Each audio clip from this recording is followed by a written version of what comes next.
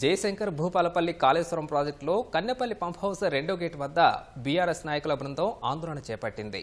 తీవ్ర వర్షాభావ పరిస్థితుల వల్ల చెరువులు, కుంటలు ఎండిపోతున్నాయని, వెంటనే కన్నెపల్లి పంప్ హౌస్ మోటార్లు ఆన్ చేసి రైతులకు అండగా నిలవాలని నేతలు కోరారు.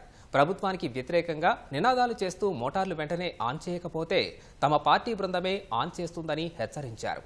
Kannepalli pump house approach canal వద్ద గోదావరి వరద నీటిని పరిశీలించారు. మాజీ ఎమ్మెల్యే పుట్ట మధు ఆధ్వర్యంలో మాజీ ఎంపీ వినోద్, మాజీ మంత్రి కొప్పుల ఈశ్వర్, మాజీ ఎమ్మెల్యే రసమయ్య బాలకిషన్ పాల్గొన్నారు.